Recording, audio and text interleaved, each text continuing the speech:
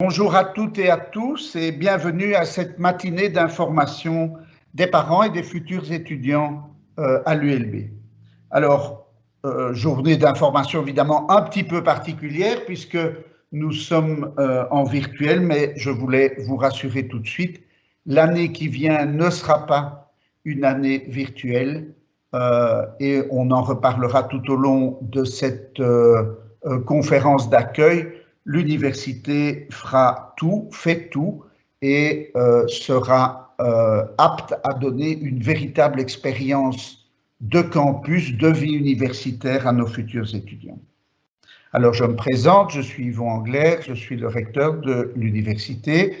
Je suis un professeur élu par les professeurs pour diriger cette belle université, vous accueillir aujourd'hui, j'en suis ravi.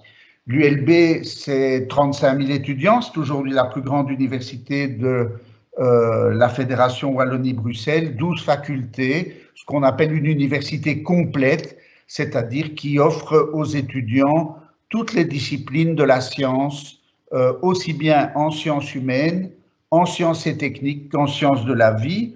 Et c'est évidemment un gros avantage parce que ça permet ce qu'on appelle aujourd'hui l'interdisciplinarité, c'est-à-dire la capacité d'échanger entre des domaines de sciences différents. C'est très important pour la recherche, qui est très forte à l'ULB, mais aussi pour l'enseignement et pour l'ouverture d'esprit des étudiants sur les différents domaines de la science et sur le monde. Nous sommes à Bruxelles, nous sommes donc dans une ville très internationale et donc notre population étudiante reflète cette réalité. Les étudiantes et les étudiants qui nous rejoindront à l'automne vont rencontrer des collègues, des camarades venus de beaucoup d'endroits du monde. Beaucoup viennent de l'Union européenne, mais pas seulement. Et cette grande internationalisation qui se retrouve aussi dans nos collaborations extérieures permettent une expérience de mobilité internationale qui est toujours très prisée chez les jeunes d'aujourd'hui. Vous savez ce qu'on dit, hein, les voyages forment la jeunesse. Je pense que ça reste vrai et qu'au cours des études, avoir la possibilité de partir vivre une expérience à l'étranger, aussi confronter ces expériences de langue et d'un enrichissement considérable dans les études. L'ULB a eu la chance, ou le mérite, c'est selon, d'être sélectionné par l'Union européenne pour le tout premier groupe d'universités d'Alliance européenne universitaire. Ce projet se développe et offrira de nouvelles possibilités au cours des années qui viennent à nos étudiants. Alors l'ULB, c'est pas seulement Bruxelles, et je voudrais accueillir tout particulièrement ici les personnes qui se sont connectées depuis d'autres régions de notre beau pays, et particulièrement la région de Charleroi, puisque vous savez que nous y développons depuis plusieurs années un campus nouveau qui permet en proximité d'avoir de plus en plus de formations de premier cycle et qui est déjà un vrai succès. Je vous ai dressé un très rapide tableau de l'université et vous aurez l'occasion, on y reviendra à la fin de cet exposé, de visiter toute une série de stands, aussi bien pour les sciences humaines, pour les sciences exactes et les sciences de la vie, que pour tous les services à la communauté, les aides aux étudiants, le service social, les structures de convivialité. Je voudrais revenir avec vous sur ce qui est un petit peu la préoccupation particulière de tout le monde aujourd'hui, à savoir la pandémie de Covid-19 et comment l'université va se réorganiser pour ne pas revivre à l'année académique qui vient le basculement brutal que nous avons dû faire au mois de mars, lorsque le gouvernement a décrété le confinement de l'ensemble de la population. Je voudrais dire que cette crise qui est vraiment pénible, je pense, pour tout le monde et en priorité pour les étudiants, a aussi été pour l'Université libre de Bruxelles un test grandeur nature de sa force et de son agilité. Elle a basculé en 12 heures en distanciel, est parvenue à maintenir ses activités d'enseignement, ses activités de recherche et surtout de montrer combien notre valeur de service à la communauté s'est révélée dans cette crise. Nous avons été très présents sur le terrain de la solidarité avec les gens les plus touchés. Notre hôpital a fait un travail considérable et émouvant que je pense tout le monde a reconnu.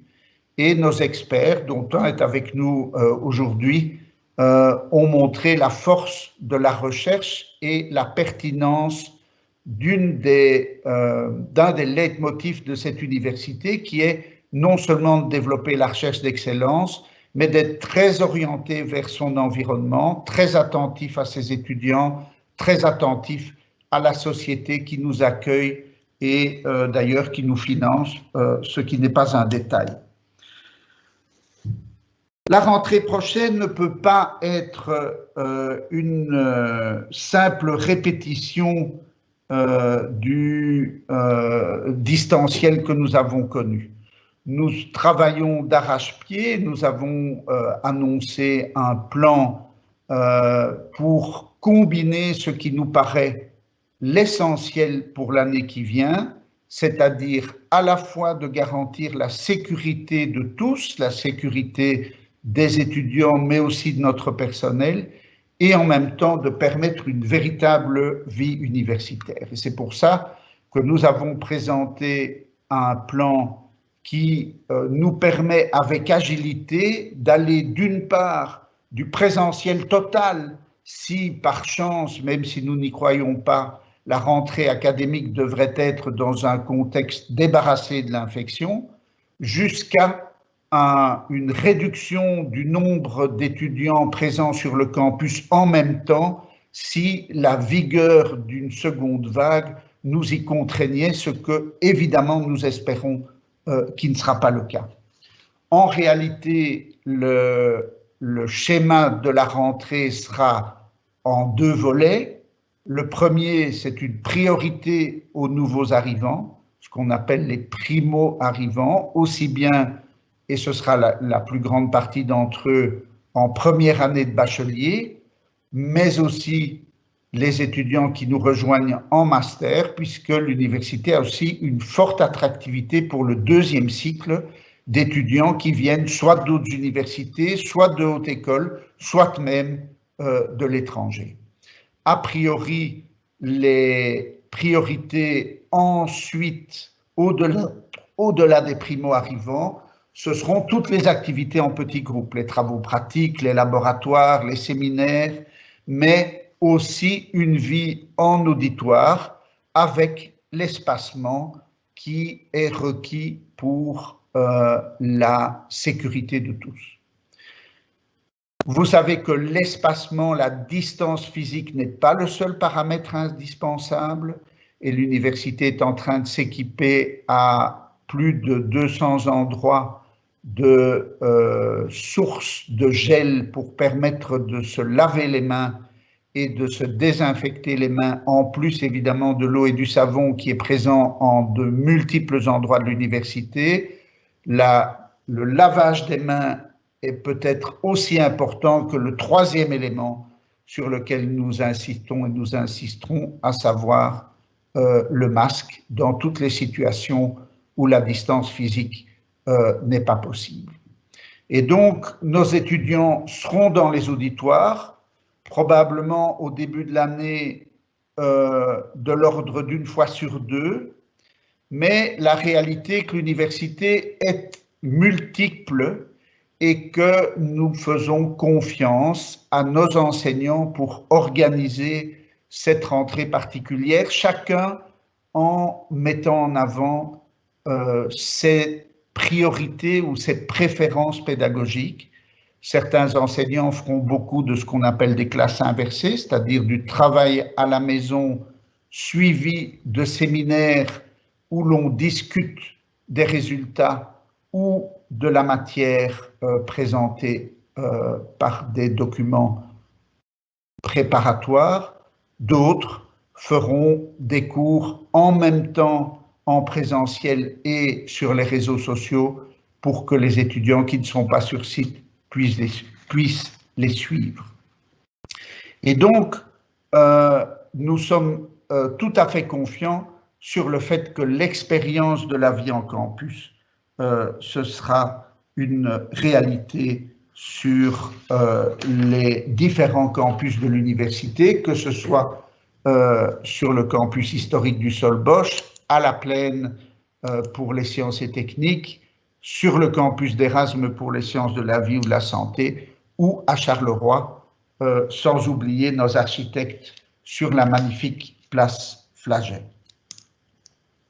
Nous allons passer en revue avec les deux autres invités de cette conférence de ce matin, à savoir Alain Lévesque, le vice-recteur aux affaires étudiantes et au service à la communauté, qui va aller un petit peu plus en détail sur ces éléments-là, qui intéressent aussi beaucoup les étudiants, qui est évidemment la vie étudiante, et puis avec Marius Gilbert, que je remercie énormément de s'être libéré malgré toutes ses responsabilités pour nous rejoindre, pour répondre à vos questions sur la combinaison que va faire l'ULB entre sécurité et vie étudiante, vie présentielle.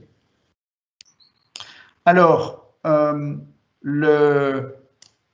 cet exposé sera suivi pour chacun d'entre vous de la possibilité de déambuler dans cette journée porte ouverte virtuelle, de vous présenter à toute une série de stands, de rencontrer des enseignants, des membres du personnel de l'université qui seront à votre écoute et à votre disposition pour répondre à vos questions, vous fournir de la documentation que vous pourrez télécharger en ligne et de chatter avec des professeurs et de se renseigner de cette façon au maximum sur les possibilités de vie à l'université. Je cède maintenant la parole à Alain Lévesque pour qu'il nous présente les activités étudiantes à l'ULB dans le cadre de la rentrée académique particulière que nous allons vivre. Et je vous remercie d'être là si nombreux. Heureusement qu'on n'est pas en présentiel parce que Marius Gilbert nous taperait sur les doigts puisque nous sommes largement au-dessus des 200 personnes légitimes à se regrouper en cette période de lutte contre le Covid-19. Bonne journée virtuelle et à tout de suite. Merci beaucoup, cher Yvon. Ça vient d'être dit. Donc, je m'appelle Alain Lévesque, je suis médecin et je suis actuellement vice-recteur en charge notamment des affaires étudiantes. Et effectivement, l'université, ce n'est pas seulement un programme de cours ou de travaux pratiques, c'est évidemment aussi un lieu de vie. C'est un lieu où vous passerez de nombreuses heures et évidemment, nous souhaitons vous le rendre le plus agréable et le plus enrichissant possible. Alors, la vie universitaire, c'est une vie à temps plein. Vous allez, durant les prochaines années, si vous rejoignez l'ULB, passer du temps sur un ou plusieurs de nos campus. Notre recteur vient de les citer. Donc, nous avons un campus à La Plaine. Si vous choisissez d'étudier les sciences ou la pharmacie, nous avons un campus à Anderlecht, à Erasme, juste à côté de notre hôpital universitaire. Et si vous étudiez les sciences de la santé, c'est là que vous passerez une grande partie de votre temps. Le campus du Solbosch, à Ixelles, qui est le plus grand de nos campus et où sont notamment regroupées toutes les sciences humaines, mais aussi nous avons d'autres campus. Un campus plus petit à Flagey pour les architectes, à Uccle pour les traducteurs et interprètes, et évidemment aussi, le recteur vous l'a dit, à Charleroi, avec de nouveaux programmes de formation que nous développons depuis maintenant 2018.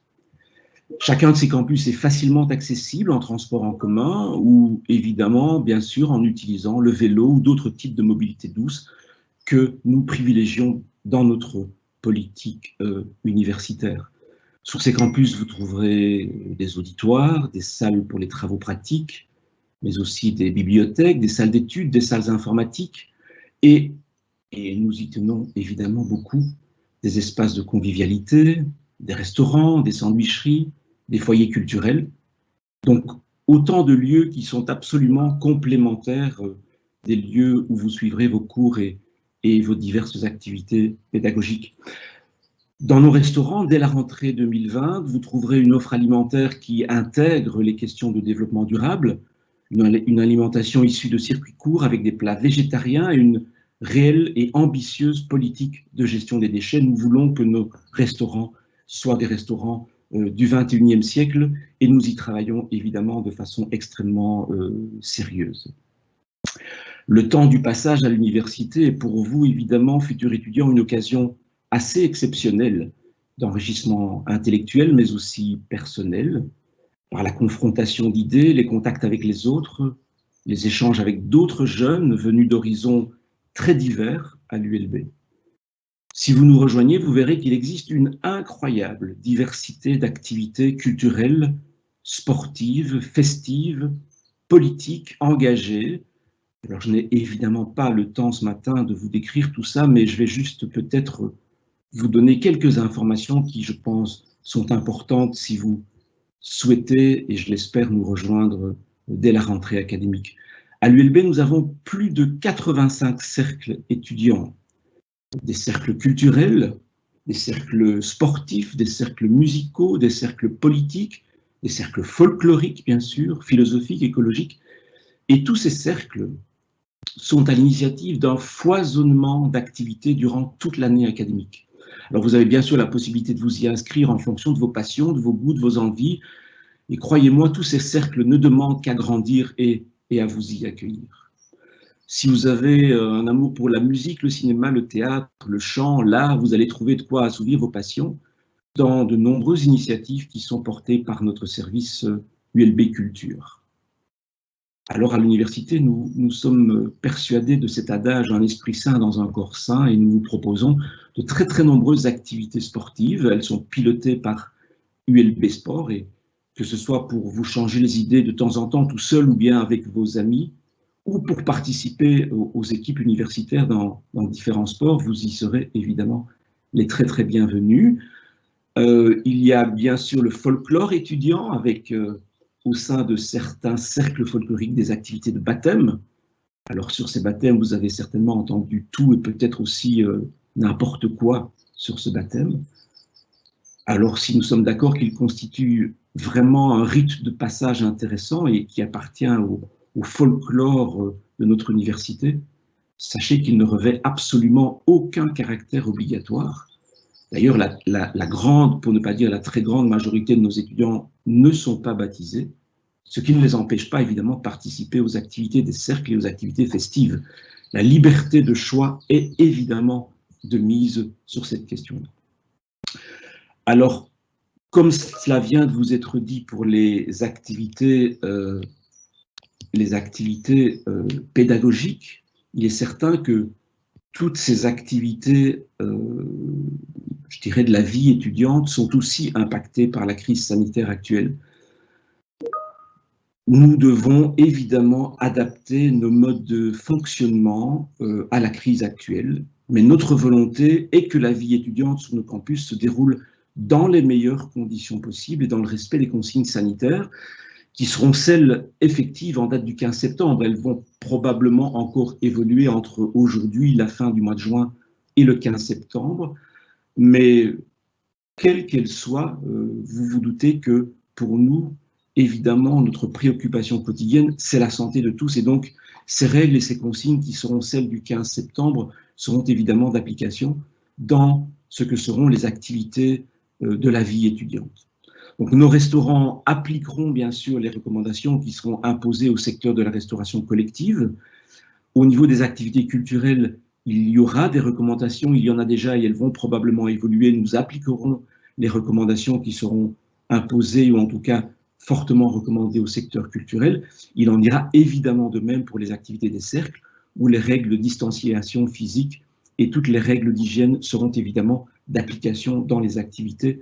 Et nous verrons quelles sont les activités qui pourront encore avoir lieu dans le cadre festif.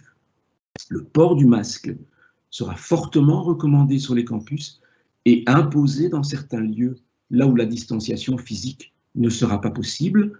Nous travaillons avec nos services à adapter ces lieux de vie et les rendre le plus compatibles possible avec ces règles de prévention. Mais vous l'aurez compris, notre souhait est que l'université puisse continuer à fonctionner le plus normalement possible en fonction de ces règles et de ces conseils, parce que nous voulons que votre expérience universitaire soit la plus riche et la plus enthousiasmante possible, malgré le coronavirus.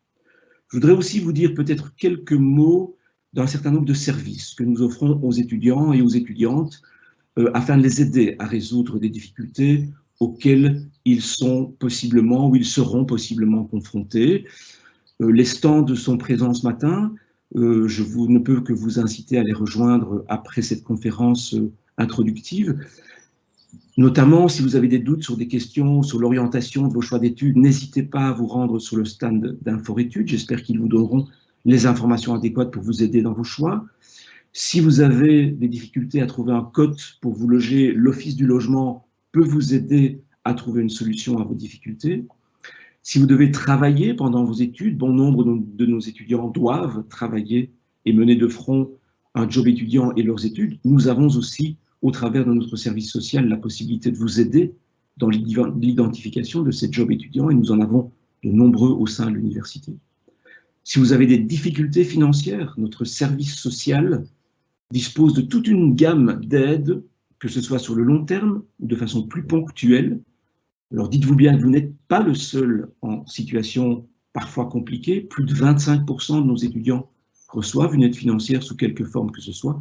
Ce service est vraiment à votre disposition et rares sont les problèmes qui ne puissent réellement trouver solution ou en tout cas une partie de solution.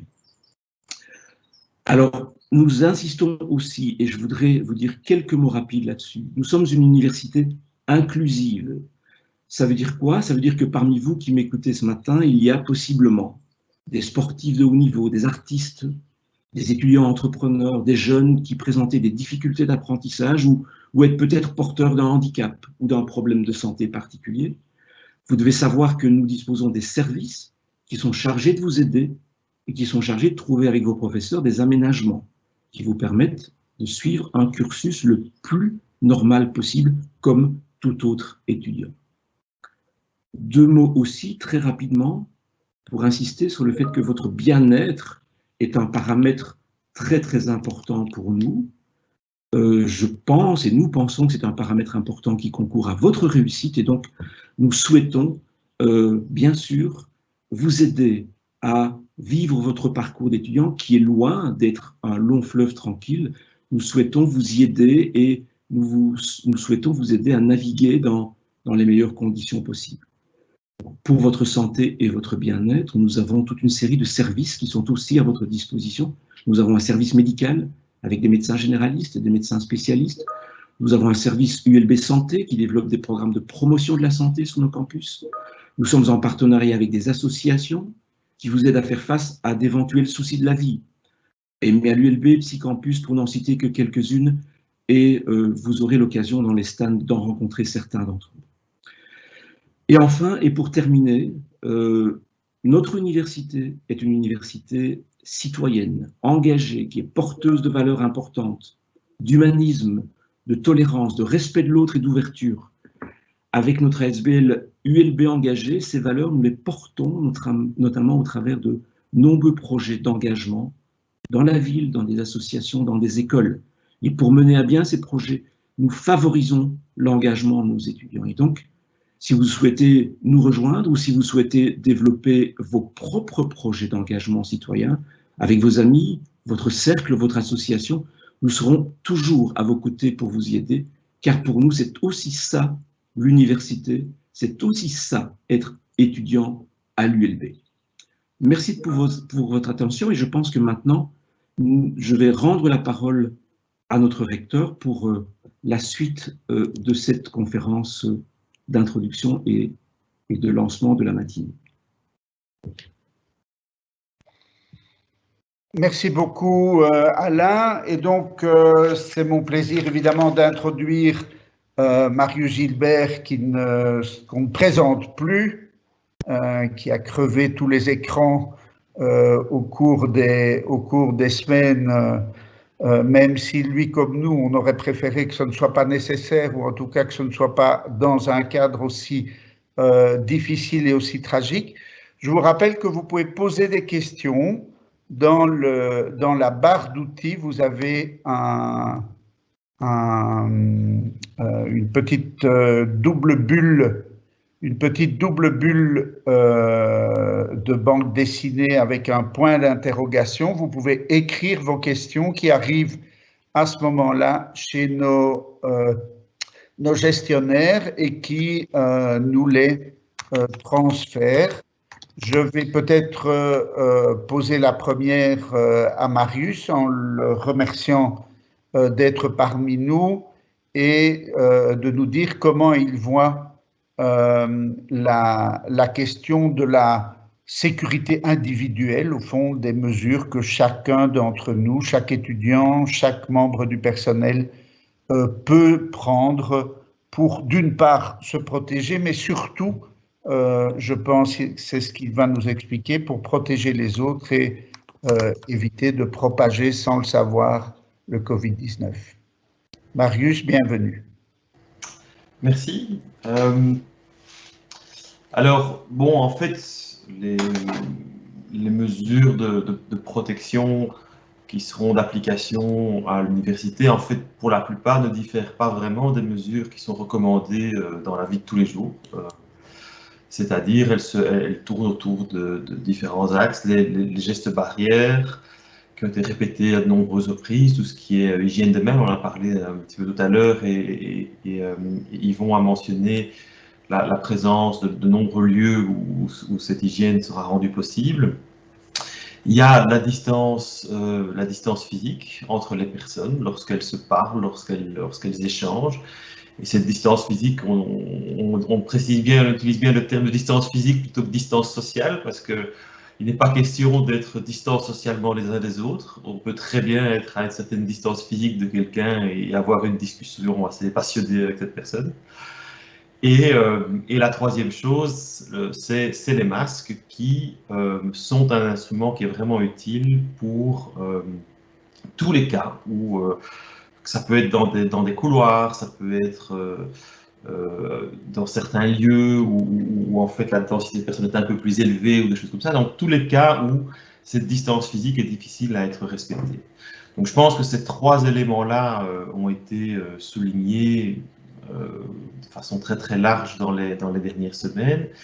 Mais ce qui est vraiment important ici, je pense, c'est cette notion de protection réciproque que chacun peut offrir aux autres et qu'il s'offre à lui-même par la même occasion. Et je pense que vraiment sur la vie de campus, c'est vraiment ça sur lequel on peut insister, c'est cette idée que par les différentes actions individuelles que chacun va pouvoir entreprendre lorsqu'il va démarrer son année académique, eh bien, il peut ainsi protéger la communauté et donc cet esprit de communauté qu'on va essayer de favoriser. Et il y a bien entendu, en dehors de ces recommandations qui sont plutôt générales, certains lieux où il y aura des recommandations plus spécifiques qui seront faites. Ça peut être des recommandations plus spécifiques qui sont liées à la circulation à certains endroits. Ça peut être des recommandations plus spécifiques liées à l'usage du masque qui pourrait être rendu obligatoire pour certains types d'activités où la distance physique n'est pas possible pour une période prolongée. Ça peut être aussi, alors sans vouloir rentrer dans trop de détails, mais se positionner dans certaines zones d'auditoire de façon à pouvoir limiter le nombre de sous-groupes qui pourraient éventuellement être constitués ou être concernés par une infection éventuelle. Voilà, donc il y a un certain nombre de choses, mais toutes ces choses seront précisées pour les étudiants à la rentrée. Donc tout ce qui n'est pas des mesures générales feront l'objet d'une information qui sera précise et communiquée à l'ensemble des étudiants lorsqu'ils démarreront. Alors, comme le recteur l'a souligné, on est dans une phase pour le moment où on est plutôt optimiste sur l'évolution de l'épidémie, parce que c'est vrai que depuis plusieurs semaines maintenant, ce déconfinement a lieu et qu'on voit que malgré la reprise d'un grand nombre d'activités, eh bien, on ne constate pas de rebond. Ça ne veut pas dire que ce rebond ne peut pas se produire. Et donc, il faut rester prudent, il faut rester vigilant. Et je pense que l'attitude de l'université va être celle-là, c'est-à-dire de vraiment maintenir cette prudence et cette vigilance de façon à ne pas être elle-même victime d'une reprise de la transmission et de ne pas y contribuer non plus. L'université a son rôle dans la société vis-à-vis de cette transmission. Et il est important que les différents membres assument leur part de prévention pour empêcher la reprise éventuelle de l'épidémie, parce qu'il ne faut pas oublier que la population étudiante, c'est une population importante en termes d'effectifs, et que si c'est une population qui est bien sensibilisée, bien ça joue un rôle important aussi en termes de prévention, même pour la communauté plus large au sein de laquelle l'université se trouve. Voilà, j'étais un petit peu générique. Je ne sais pas s'il y a d'autres questions plus spécifiques qui se posent. Bonjour. Alors, nous avons eu cette question d'un étudiant qui demande, en cas de reconfinement, un scénario a-t-il déjà été pensé? Alors, peut-être Yvon.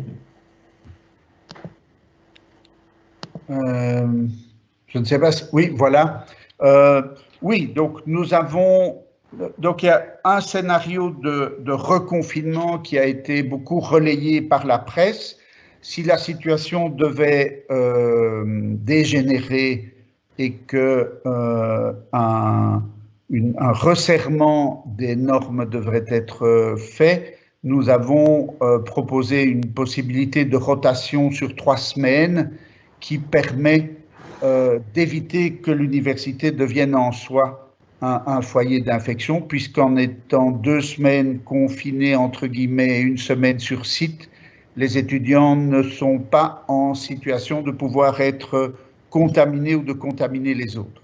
Donc ça, c'est un peu le scénario extrême que nous espérons bien ne pas devoir appliquer.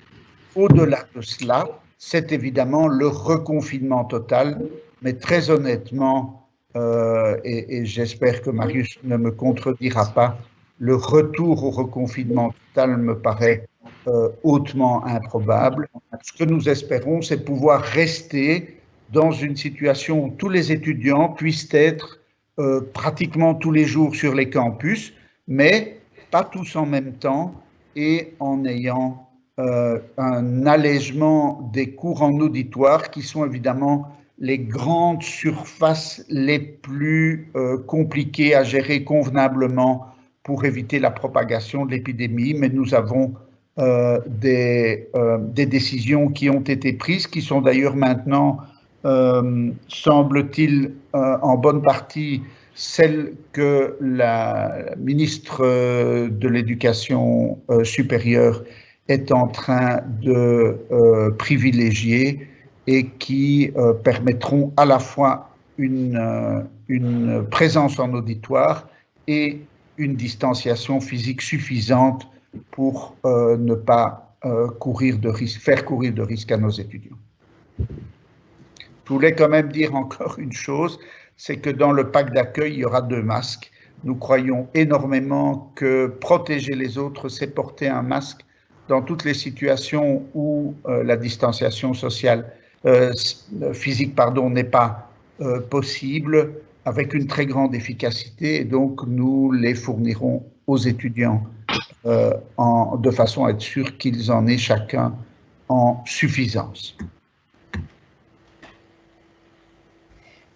Alors, nous avons reçu une autre question concernant la rentrée académique.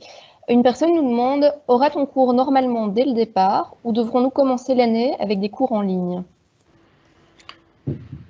Cours en présentiel, donc cours normaux pour les primo-arrivants au début de l'année académique. Ce sont les étudiants rodés qui laisseront la place aux nouveaux arrivants. mais la façon dont nous nous organisons fait que tous les étudiants auront la capacité d'avoir une activité sur site très vite, mais la priorité est donnée aux étudiants qui n'ont pas l'expérience de la vie universitaire. Nous pensons que c'est extrêmement important de pouvoir plonger dans cette vie universitaire dès les premiers jours à l'université. Alors, nous avons encore reçu une question qui est la suivante. Est-ce qu'un dépistage sera organisé sur les campus? Ça, c'est pour Marius. Oui. Alors, en fait, il n'y a pas de dépistage systématique qui sera organisé sur le campus, mais il faut bien se rendre compte que le dépistage systématique a une utilité relativement limitée, dans la mesure où on peut très bien être négatif à un jour donné et être soit en phase d'incubation ou bien se faire réinfecter dans les 2 ou 3 jours qui suivent. Donc l'efficacité du dépistage systématique est vraiment partielle et n'empêche pas que la transmission puisse se faire dans les jours qui suivent. Par contre, en revanche, il y a une réflexion qui est en cours sur ce qui pourrait être mis en œuvre en matière de testing pour le cas où certains cas seraient avérés à l'université et pour favoriser un dépistage rapide et efficace de personnes qui auraient potentiellement été au contact de personnes qui s'avéreraient faire un épisode de Covid. Donc il y a je dirais, et c'est là que ça peut vraiment être utile, parce qu'à ce moment-là, ça permet de très rapidement limiter au maximum la durée et le nombre de personnes qui sont susceptibles d'être concernées par une quarantaine éventuelle, pour le cas où il y aurait éventuellement quelques personnes infectées. Donc l'usage des tests, oui, mais pas nécessairement dans un dépistage systématique, plutôt dans des tests qui sont ciblés, vraiment de manière à... L'objectif, c'est vraiment de réduire au maximum l'impact sur la vie universitaire de quelques cas avérés qui seraient constatés sur le campus. Alors, nous avons encore une question concernant les dates de la rentrée académique des étudiants qui souhaiteraient savoir quand est-ce que la rentrée aura lieu.